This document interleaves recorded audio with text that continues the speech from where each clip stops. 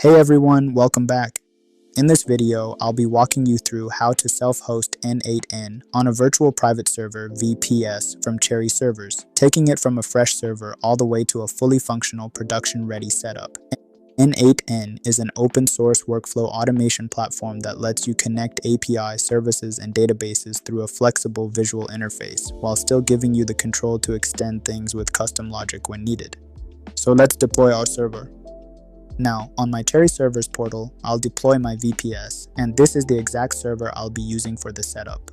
This server is running Ubuntu 24.04 with a public IP address already assigned. It has enough resources to comfortably run Docker, a database, and the n8n application.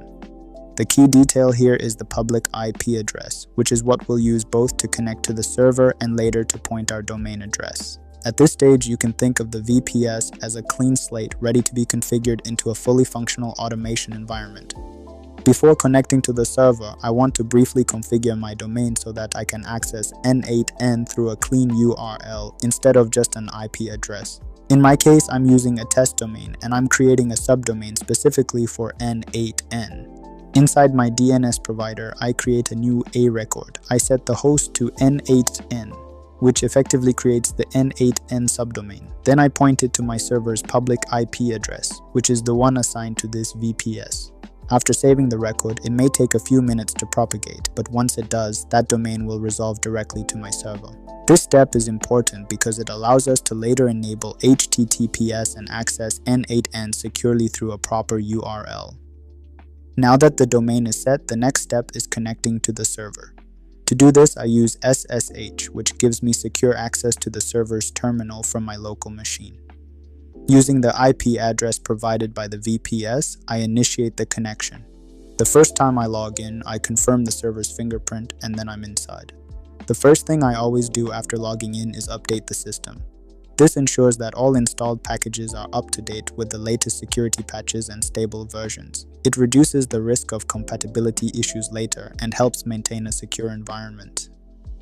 After updating, I'll install a few essential packages that allow the system to download and verify software from external repositories securely. These packages essentially prepare the system to install Docker securely.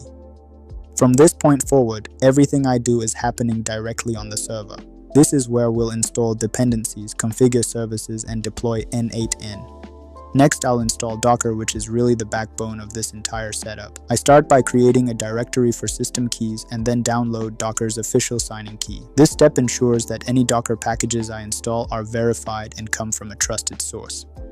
Rather than installing applications directly onto my server, I use Docker to run everything inside containers. Each container is isolated, portable, and comes bundled with everything the application needs to run, which makes the whole environment much easier to manage and reproduce.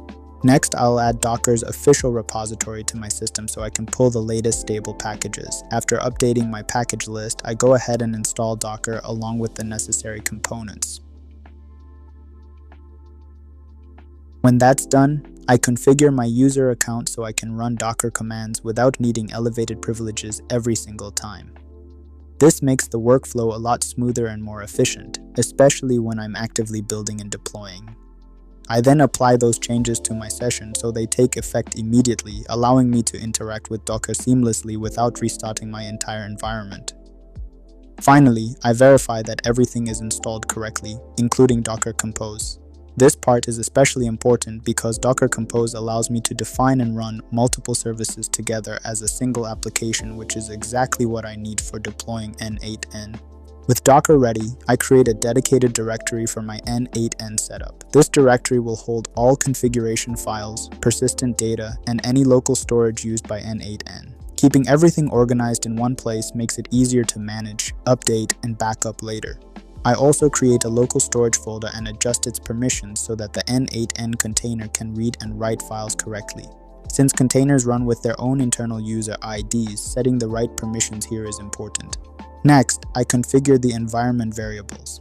Instead of hard-coding sensitive information into configuration files, I store everything in a dedicated environment file. This includes things like database credentials, application settings, and encryption keys.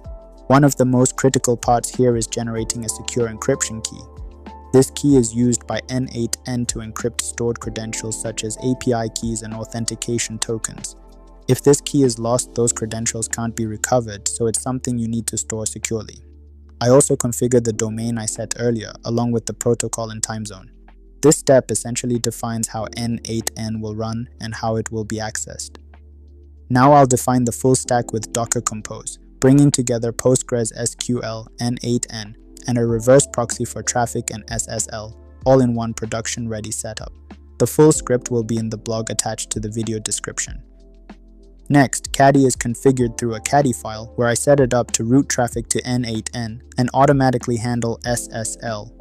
With everything in place, I start the stack using Docker Compose, which brings all services up in the background. Once it's running, I verify that the containers are active and confirm that n8n, PostgreSQL, and Caddy are all up and running.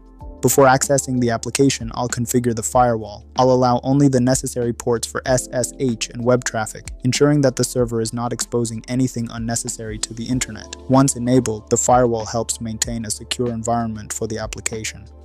Now everything comes together. I open my browser and navigate to the subdomain I configured earlier. If everything is set up correctly, I'm greeted with the n8n onboarding screen. From there, I create my admin account and the platform is ready to use. At this point, the deployment is complete. I now have a fully self-hosted n8n instance running on a secure production-ready infrastructure. From here, the real value comes from building workflows that automate meaningful tasks, whether that's integrating API, handling notifications, or orchestrating internal processes. If you found this helpful, please like and subscribe. Drop your comments if you have any questions. Thanks for watching, and I'll see you in the next one.